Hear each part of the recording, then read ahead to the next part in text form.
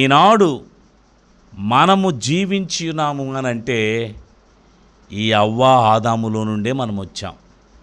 దేవుడు దూతలను సృష్టించిన తర్వాత దూతలలో దేవునికి వ్యతిరేకమైనటువంటి కార్యం మరి కలిగిన తర్వాత దేవుడు మరి దూతలను చేసిన దానికి బాధపడుతూ ఆయనతో సహవాసం చేయడానికి మరి దేవుడు నరులను సృష్టించాడు.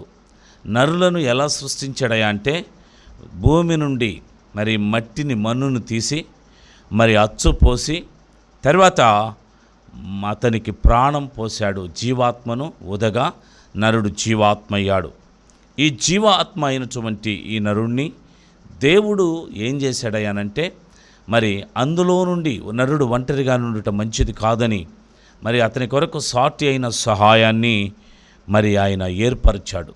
అందులో ఆ సాటి అయిన సహాయం ఎక్కడి నుంచి తీశాడనంటే ఆదాము యొక్క ప్రక్కటెముకలో నుంచి తీసి మరి అక్కడ మాంసముతో పూడ్చి ఆమెను ఆయన యొద్దకు తీసుకుని వచ్చినప్పుడు అంటాడు, ఆదాము, నా ఎముకలలో ఎముక, నా మాంసములో మాంసం, నీవు నరులలో నుండి తీయబడితివి గనుక నారి అనబడుదువు అనేటువంటి ఆ మాటను మనం చూడగలం.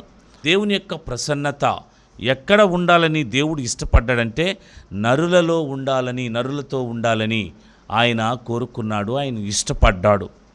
అయితే దేవుడు ఆదామును చేసిన తర్వాత ఆదాముతో సహవాసం చేయడానికి, హవ్వతోనూ ఆదాముతోనూ సహవాసము చేయడానికి దేవుడు నిశ్చయించుకుని ప్రతిదినము హవ్వను ఆదాము కలుస్తూ ఉండేవాడు. ఏదెను తోటను ఏర్పాటు చేసి ఆ ఏదెను తోటలో వారిని ఉంచి ఆ ఏదెను తోటలో చెట్ల ఫలములన్నీ ఇచ్చాడు. ఆ చెట్ల ఫలములన్నిటినీ మీరు తినవచ్చు అన్నాడు. ఆ ఏదెను తోట సౌందర్యంగాను అందంగాను చూడడానికి చాలా చక్కనైనటువంటి స్థితిలో ఏదెను వనం ఉంది. ఆ ఏదెను వనములో ఉన్నటువంటి మరి ఆ చెట్లు ఫలాలన్నిటిని తినండి, మీకు ఆహారం కావాలి కదా, మిమ్మల్ని నేను సృష్టించాను కాబట్టి మీరు బ్రతకడానికి, మీరు జీవించడానికి ఆహారం అవసరం కనుక మీరు కష్టపడాల్సిన అవసరం లేదు, మీరు వండుకోవాల్సిన అవసరం లేదు, మీరు ఇబ్బంది పడి నుప్పంటించాల్సిన అవసరం లేదు. ఇక్కడ అనేక వందల వేల చెట్లు ఉన్నాయి. ఈ వందల వేల చెట్లలో ఏ చెట్టు ఫలమునైనా మీరు తినొచ్చు, ఏ చెట్టు ఫలానైనా మీరు తినొచ్చు. కానీ ఇక్కడ నేను చెట్లు ఫలములన్నిటిని మధ్యలో ఒక 2 చెట్లను ఒకటి వేస్తున్నాను. అందులో ఒకటి మంచి చెడులను తెలిసినటువంటి ఫలభరితమైనటువంటి చెట్టు, రెండవది జీవవృక్ష ఫలము. ఈ 2 చెట్లను నేను ఇక్కడ ఉంచుతున్నాను. ఈ 2 చెట్లు యొక్క ఫలములను మాత్రం మీరు ముట్టకూడదు అన్నాడు. మరి హవ్వ ఆదాము పాపం చెప్పినట్లు మాత్రమే చేస్తూ ఉన్నారు. వాళ్ళల్లో ఏ లోపం లేదు. మరి ప్రతి దినము హవ్వ ఆదాము సంతోషంగా ఉన్నారు, సంతోషంగా గడుపుతున్నారు. వారి జీవితంలో ఆనందము, సంతోషము, సమాధానముతో ప్రతి దినము దేవుడు వచ్చినప్పుడల్లా దేవునితో కలిసి ఆనందంగా గడుపుతున్నారు.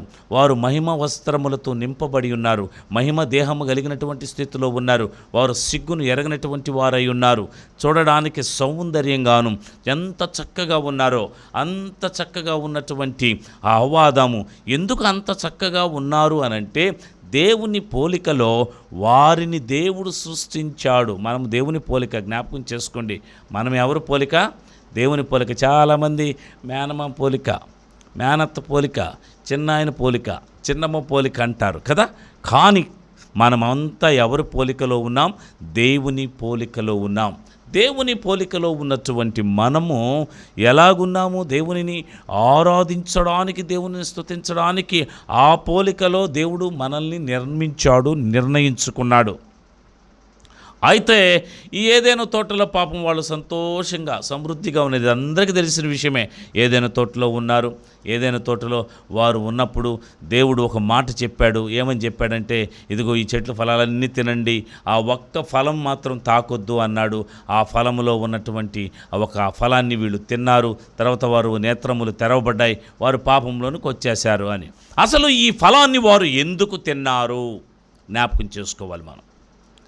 అసలు ఈ ఫలము తినడానికి గల కారణం, ఈరోజు మనం ధ్యానం చేయబోతున్నటువంటి ఈ యొక్క ధ్యానం, ఈ ఫలము యొక్క ఆ అనుభూతిని, అసలు ఈ ఫలాన్ని వీళ్ళు ఎందుకు తినవలసి వచ్చింది, ఎందుకు తింటున్నారు, ఎందుకు తిన్నారు అనేది, హవ్వ ఎందుకు కోసింది, హవ్వ కోసి తినడానికి గల కారణం ఏమిటి అనేది మనం ఈ దినాన ధ్యానం చేయబోతున్నాం. ప్రియమైనటువంటి దేవుని బిడ్డలారా, అయితే దేవుని యొక్క లేఖన భాగములోనికి వస్తే, దేవుని యొక్క లేఖన భాగములో ఇక్కడ సర్పము యుక్తి గలదయ్యుండెను అని రాయబడింది లేఖన భాగంలో. ఏంది సర్పము అంటే? అందుకే అంటాడు ప్రభు అయిన యేసుక్రీస్తు ప్రభు కూడా ఎప్పుడన్నా చెప్పేటప్పుడు, పాము వలె వివేకులయ్యుండుడి, పావురము వలె నిష్కపటులయ్యుండుడి అంటాడు. పాము చాలా వివేకము కలిగినటువంటి స్థితిలో ఉంటుంది కనుక, అంత వివేకము కలిగిన స్థితిలో మానవుడు ఉండాలి, దేవుని బిడ్డ ఉండాలని దేవుడు కోరుకుంటున్నాడు. పావురము వలె నిష్కపటము అనగా మౌనముతోనూ మరి ప్రశాంతమైన జీవితముతోనూ ఉండాలని కోరుకుంటున్నాడు. పావురం ఎంత నిష్కపటమైందో, చక్కగా ఉంటుంది చూడండి, ఎంత బాగుంటుందో, అది ఎంత ప్రశాంతంగా ఉంటుందో పావురం. దానికి ఏ ఆలోచనలు ఉండవు, చాలా చక్కగా ఉంటుంది, సంతోషంగా రంగురంగులుగా చూడడానికి చక్కగా కనపడుతుంది. అలాంటి స్థితిలో మనం ఉండాలని దేవుడు కోరుకుంటున్నాడు.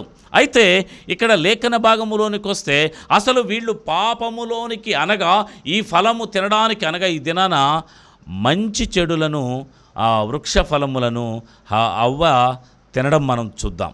లేఖన భాగంలోనికి మనం వచ్చినట్లయితే, సర్పము యుక్తి గలదై ఉండెను. అయితే ఈ సర్పము యుక్తి గలదై ఉన్నదందున ఈ సర్పము మాట్లాడిందా హవ్వతో? సర్పములో నుండి సాతానుడు మాట్లాడా? ఇది మనకు సర్పము ఏ స్థితిలో ఉంది, సర్పపు అనుభవాన్ని మనం జ్ఞాపకం చేసుకోవాలి. సర్పము యుక్తి కలిగినటువంటి స్థితిలో ఉందంట. ఎందుకంటే ఆనాడు ప్రతి జంతువు కూడా ఆదాము యొక్క హ్యాండ్ ఓవర్లో ఉన్నాయి. అప్పుడు ఏ జంతువు కూడా కోపము, ఆవేశము, భయము, క్రోధము ఇవన్నీ ఏమీ లేవు. ఎందుకంటే ఆదాము ఏ పేరైతే వాటికి పెట్టాడో ఆ పేరుతోనే అవి పిలువబడుతున్నాయి ఈనాటికి కూడా. ఆదాము ఆ దినమున ఏ పేరులైతే రాశాడు ఉంచాడో ఆ పేరు మాత్రమే ఈనాటికి పిలువబడుతున్నాం. దేవుడు ఆదామునికి ఇచ్చేశాడు పర్మిషన్. ఏమని అంటే, మానవుడే వీటికి పేర్లు పెట్టాడు. ఎవరు? ఆదామే. ఆదాము బిడ్డలైనటువంటి మనమే ఎవరికి ఆ పేర్లు పెట్టగలిగేటువంటి స్థితిలోనికి ఆ శక్తిని ఇచ్చాడు అంటే ఆదాముకి ఇచ్చాడు, ఆదాము బిడ్డలైన మనకు ఇచ్చాడు. కనుక ఇక్కడ మనము జ్ఞాపకము చేసుకున్నట్లయితే, ఇక్కడ సర్పము యుక్తి గలదై ఉండెను. యుక్తి కలిగినటువంటి ఈ సర్పపు అనుభవాన్ని మనం చూస్తాం ఈ దినాన. సర్పము అప్పుడప్పుడు తరచు సాతానుడు సర్పములో ప్రవేశించి అవ్వతో మాట్లాడుతున్నాడు. ఏమవ్వా? అవ్వతో ఎప్పుడు మాట్లాడాడు? ఆదాము ఉన్నప్పుడు ఎప్పుడు అవ్వతో మాట్లాడలేదండి. అవ్వతో ఎప్పుడు సర్పములో సాతానుడు చేరి ఎప్పుడు కూడా అవ్వతో మాట్లాడేవాడు కాదు. ఎప్పుడు మాట్లాడేవాడు?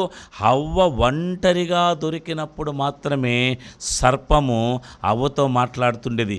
ఏమవ్వా, బాగున్నావా, ఎలాగున్నావు, చక్కగున్నావా, సంతోషంగా ఉన్నావా, దేవుడు రాలేదా, వచ్చాడా, ఎలాంటి స్థితిలో ఉన్నా అంటే సర్పము మాట్లాడడానికి, సర్పము ఆ యొక్క అవ్వతో మాట్లాడడానికి కారణం ఎవరయ్యా అనంటే సాతానుడే కారకుడయ్యాడు. ఈ సాతానుడు ఎక్కడున్నాడు అనంటే, ఈ సాతానుడు త్రోయబడినటువంటి సాతానుడు ఉన్నాడు. ఈ సాతానుడు ఆకాశ మండలములో తిరుగుతూ ఉన్నాడు. రెండవది, సాతానుడు దేవుని దగ్గరకు వెళుతూ వస్తూ ఉన్నాడు. కనుక సాతానుడికి ఏ కట్టడ లేదు.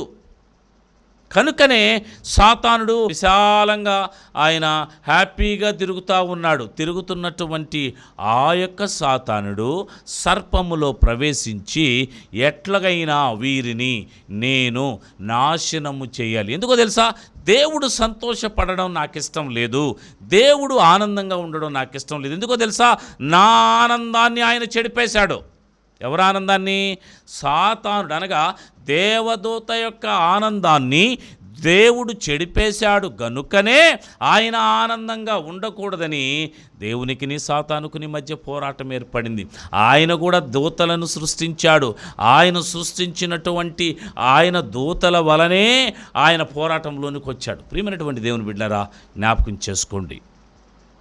అయితే ఈ ఏదైనా తోటలో ఉన్నటువంటి ఈ హవ్వ ఆదాము ఎంతో సంతోషంగా దేవుని సన్నిధానములో ఎదుగుతున్నారు, దేవుని సన్నిధానములో జీవిస్తున్నారు. అయితే ఇక్కడ హవ్వను మోసపరచాలని సాతానుడు ప్రయత్నం చేస్తున్నాడు. ఎందుకంటే దేవునితో సంబంధం లేకుండా తెంచాలని సాతానుడు ప్రయత్నం చేస్తున్నాడు. సాతానుడు దేవునికిని ఆ యొక్క దూతైనటువంటి సాతానుడికి సంబంధాన్ని ఏ విధంగా కోల్పోయాడో, హవ్వ ఆదాములకును దేవునికిని మధ్య సంబంధాన్ని, ప్రేమను, ఆనందాన్ని తీసేయాలని సాతానుడు ఇష్టపడ్డాడు. కనుకనే సాతానుడు ఎవరిలో ప్రవేశించాడు అనంటే, సర్పము యుక్తి గలదయ్యుండెను గనుక సర్పములో ప్రవేశిస్తూ వచ్చాడు. అప్పుడప్పుడు సాతానుడు సర్పములో ప్రవేశించడం, అవ్వతో మాట్లాడడం, వెళ్ళిపోవడం. హవ్వను అప్పుడప్పుడు పలకరిస్తున్నప్పుడల్లా హవ్వ పాపం సంతోషంగా మాట్లాడేది, సంతోషంగా పలకరించేది. ఎందుకంటే భూజంతువులన్నీ వారికి ఇష్టంగానే, వారికి అనుకూలంగానే ఉన్నాయి. ఏ శత్రుత్వం వారికి లేదు. ఆనందముతో, సంతోషముతో ఎంత చక్కని జీవితాన్ని అనుభవిస్తున్నారో వారు. ఎందుకనంటే వారి జీవితంలో ఏ బాధలు లేవు, వారి జీవితంలో ఏ సమస్యలు లేవు, వారి జీవితంలో ఏ వేదన లేవు. ఈనాడు మనం అనేక వేదనలు, ఇబ్బందులు, బాధలు పడడానికి గల కారణం ఎందుకో కూడా చెప్తాను. ప్రియమైనటువంటి దేవుని బిడ్డలారా, ఆ ఏదెను తోటలో సంతోషంగా అనుభవిస్తున్నారు, ఆనందంగా బ్రతుకుతున్నారు. వారి జీవితంలో ఏ బాధలు లేవు, ఏ శ్రమలు లేవు, ఏ కష్టాలు లేవు. వారు పనేంటంటే దేవునితో కలవడం, దేవునితో మాట్లాడడం, అక్కడున్నటువంటి చెట్ల ఫలాలన్నిటిని వారు తినడం. ఇదే వారి పని. కానీ ఈ యొక్క మంచి చెడులు ఫలమును, జీవవృక్ష ఫలమును మాత్రమే దేవుడు తాకొద్దు అని చెప్పాడు.